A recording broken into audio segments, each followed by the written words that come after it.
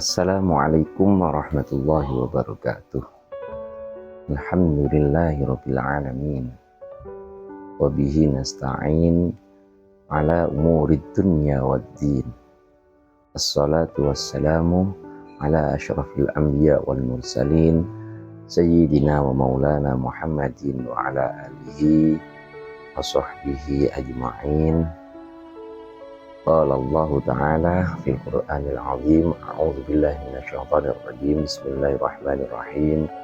Ya ayyuhalladzina amanu kutiba alaikumus syiyamu kama kutiba alal ladzina min qablikum la'allakum tattaqun. Shadaqallahul azim. Pemirsa Mutiara Hikmah yang dirahmati Allah Subhanahu wa taala. Alhamdulillah, kita bersyukur kehadirat Allah Subhanahu wa taala yang sudah memberikan suatu kenikmatan sehat. Kita bisa bertemu lagi di bulan Ramadan yang penuh berkah ini. Mudah-mudahan Allah terus menambah suatu kenikmatan dengan adanya kita semua menjalankan perintah-perintahnya dan menjauhi larangan-larangannya. Amin amin ya rabbal alamin. Salawat serta salam kita haturkan keharibaan baginda Muhammad sallallahu alaihi wasallam yang menjadi suri tauladan kita dalam kehidupan sehari-hari untuk mencapai suatu nilai ibadah kepada Allah Subhanahu wa taala.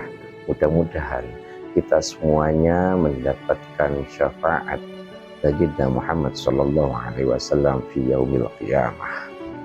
Amin ya rabbal alamin. Sahabat-sahabat Mutiara Hikmah yang dirahmati Allah Subhanahu wa taala, dalam program pengurus daerah IPARI Kabupaten Jember, saya berterima kasih atas waktunya untuk berkenan mengisi di program Mutiara Hikmah yang insya Allah program ini bermanfaat dan barokah fid dini wad dunya wal akhirah. Sahabat-sahabat Mutiara Hikmah yang dirahmati Allah Subhanahu wa taala, puasa Ramadan sangat kita dengarkan banyak kemuliaan, keutamaan di dalamnya. Sangatlah rugi ketika kita tidak memanfaatkan peluang-peluang yang baik ini dengan menjalankan suatu nilai-nilai ibadah yang lebih baik daripada hari-hari sebelumnya. Baginda Muhammad sallallahu alaihi wasallam bersabda, "Idza jaa syahrul ramadhana futihat abwabul jannah wa ghulliqat abwabun nar wa suffidat ala syaitan." Yang artinya ketika bulan Ramadan tiba, maka dibukahlah pintu-pintu surga, ditutuplah pintu-pintu neraka, dibelenggulah para syaitan.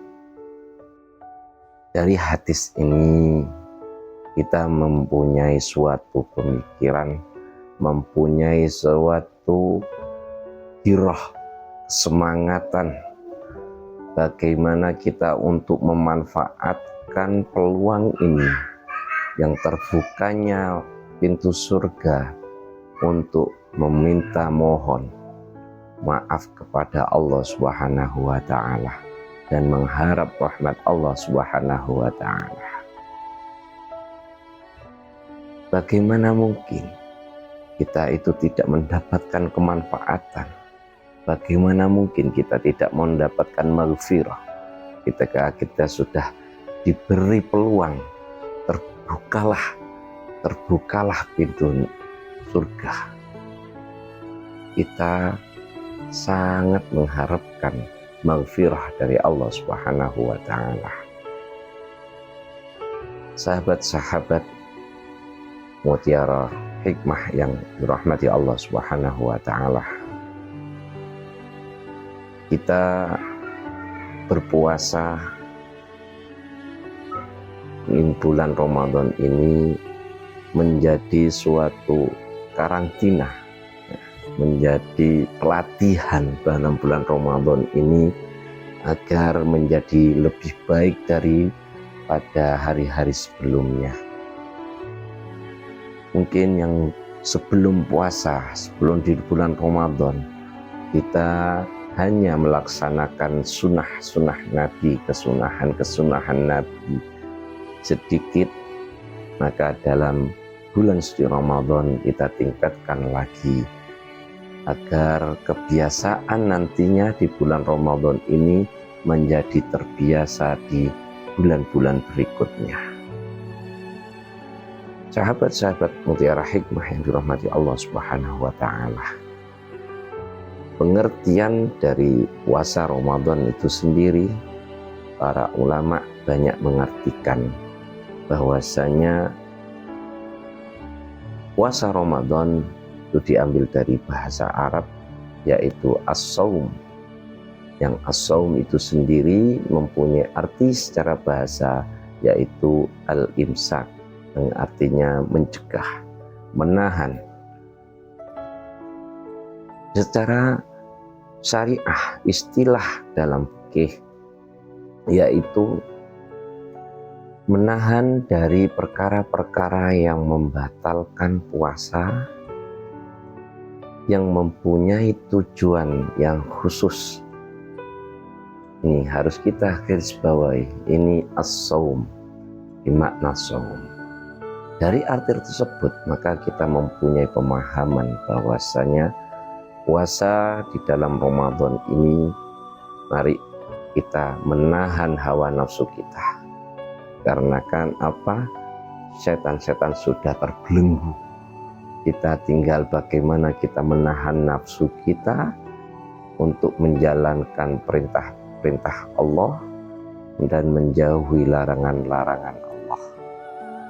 Nafsu kita ajak untuk menjalankan suatu perintah Allah. Nafsu kita tahan, jangan sampai melakukan larangan-larangan Allah Subhanahu wa Ta'ala. Di dalam kitab Siyam karangan Syirotjuddin, Syekh Syirotjuddin Al-Husaini menafsiri ayat la'allakum tattaqun di akhir dari surat Al-Baqarah ayat 183 tersebut.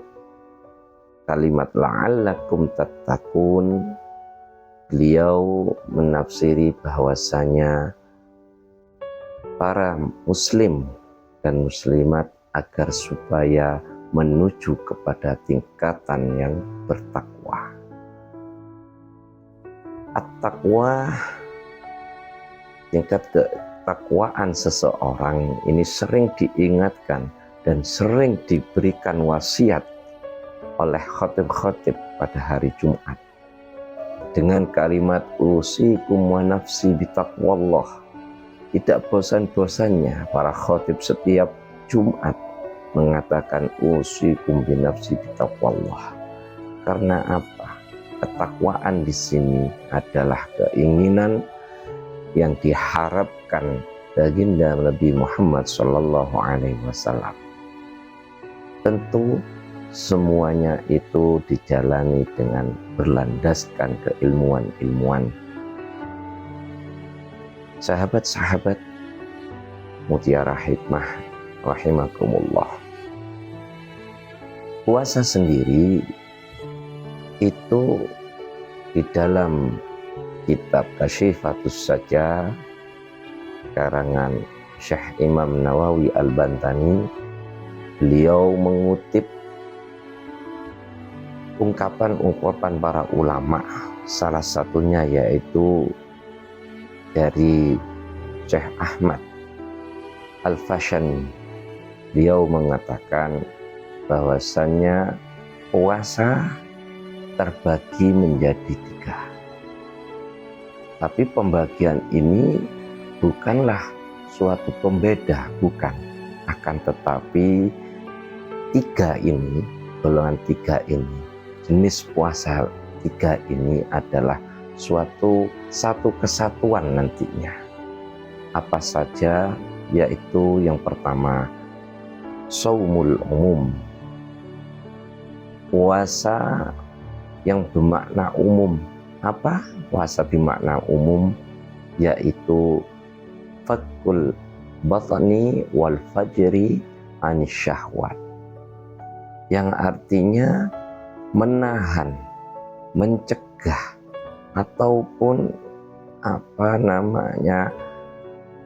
mengumpat, menahan dari perut lapar. Perut yang lapar ini kita tahan, dan kemaluan kita juga kita tahan dari hubungan seksualitas pada saat siang hari. Ini yang dimaksud dari puasa umum. Di puasa ini biasa dilakukan oleh orang-orang awam, semuanya umum sudah. Kayak mungkin saya sendiri, mungkin itu saya sendiri, kita hanya menahan lapar, ya, puasa kita hanya menahan lapar, menahan kemaluan kita pada siang hari, nggak sampai berkumpul dengan istri. Nah, mungkin ini termasuk puasa yang jenis umum ini. Nah, akan tetapi kita berusaha untuk meningkatkan lagi kepuasaan kita yang nomor 2, yaitu puasa khusus. Apa sih puasa khusus itu? Disebutkan Imam Ahmad Al-Fashani, saum khusus kaful sam'i, kaful basri, kaful lisan, wal rijl, wal yad, wasairul jawarih, keseluruhan anggota, anil athami, dari beberapa dosa yang menyebabkan dosa. Dari pembagian yang nomor 2 ini, maka kita harus berusaha dengan pribadi masing-masing, untuk berusaha bagaimana mencegah keseluruhan anggota badan ini agar supaya jangan sampai ada indikasi untuk melakukan dosa. Ini tingkatan yang nomor 2 ini, puasa khusus ini agak sulit, ya. Kafus sam'i, kita harus menjaga pendengaran kita. Bagaimana pendengaran kita ini jangan sampai mendengarkan perkara-perkara yang menjadikan pendengaran kita itu menjadi kemaksiatan. Pendengaran, kita mendengarkan orang rumpi, kita mendengarkan aib orang lain, kita mendengarkan, ini jangan sampai, kalau bisa jangan sampai. Tapi kita manfaatkan sebaik mungkin untuk mendengarkan kalimah-kalimah thayyibah, mendengarkan lantunan ayat-ayat suci Al-Quran. Ini cara untuk kaful sam'i. Kaful basar, bagaimana kita untuk menjaga mata kita terhindar dari perkara-perkara yang dosa. Kita menjaga sungguh-sungguh menjaga dari penglihatan kita yang membuat kita syahwat. Kita menjaga penglihatan kita dari penglihatan yang di situ menimbulkan suatu maksiat. Bagaimana caranya? Maka kita sering-sering melihat, membaca Al-Quranul Karim. Kita sering melihat bagaimana kekuasaannya Allah, ayat-ayat Allah yang sudah diciptakan oleh Allah Subhanahu wa Ta'ala. Sungguh luar biasa kalau kita bisa menjalankan ini. terusnya yaitu kaful lisan. Kaful lisan, kita menjaga lisan kita dari perbuatan-perbuatan, ucapan-ucapan yang senonoh, ucapan-ucapan yang tidak mempunyai suatu kemanfaatan, menjaga dari ucapan-ucapan yang buruk, ucapan-ucapan yang adu domba, ucapan-ucapan yang memfitnah. Kita harus menjaga seperti itu. Bagaimana caranya? Kita melawan diri kita masing-masing dengan cara sering kita itu berzikir kepada Allah, mengucapkan kalimah thayyibah. Sering kita mengucapkan Allahumma inni a'udzubika, Allahumma inni a'udzubika min azabil qabri wa min azabin nar wa min fitnatil mahya wal mamat wa min fitnatil masyihid dajjal. Ataupun kita sering membaca zikir subhanallah subhanallah, atau kalimat thayyibah yang lain, ataupun asma'udzat, Allah Allah Allah Allah. Itu cara untuk memanfaatkan lisan kita dan menahan dari perbuatan-perbuatan maksiat. Apalagi juga memberikan suatu gerakan lisan kita kepada sering membaca ayat-ayat Al-Quran. Masya Allah, sahabat-sahabat Mutiara Hikmah yang dirahmati Allah Subhanahu wa Ta'ala, ini masih membahas yang puasa khusus, yaitu kaful yad. Bagaimana cara kita itu menjaga tangan kita, puasa untuk menjaga tangan kita ini. Caranya bagi tangan kita biasakan untuk membantu seseorang. Tangan kita arahkan untuk memberikan sesuatu kepada seseorang. Tangan kita digunakan untuk bekerja, untuk menafkahi keluarga kita. Dan ini menahan. Ya, ketika kita kerja, terus apakah kita boleh tidak puasa? Ya tentu kita tetap puasa, karena ini menahan. Ya, kita melaksanakan juga puasa yang umum itu tadi, menjaga perut kita dari kemasukan perkara-perkara yang membatalkan puasa. Itu sahabat, itu tangan. Untuk kaki bagaimana? Untuk kaki kita berjalan, kita arahkan dengan niatan ibadah, menjalankan perintah-perintah Allah dan menjalankan syariat baginda Muhammad SAW. Anggota badan ini kita jaga bagaimana jangan sampai kita bermaksiat kepada Allah Subhanahu wa Ta'ala. Karena ketika kita melakukan, tidak bisa menahan dari anggota badan ini tentang kemaksiatan kepada Allah Subhanahu wa Ta'ala, maka berkurang juga pahala puasa kita di hadapan Allah Subhanahu wa Ta'ala. Oleh sebab itu, kita tetap meminta dan memohon kepada Allah Subhanahu wa Ta'ala, puasa kita dalam setiap harinya di bulan Ramadan ini mudah-mudahan diberi kekuatan oleh Allah Subhanahu wa Ta'ala. Sahabat-sahabat Mutiara Hikmah yang dirahmati Allah Subhanahu wa Ta'ala, yang nomor 3 yakni puasa khususul khusus. Puasa khususul khusus ini berkaitan dengan menahan hati kita.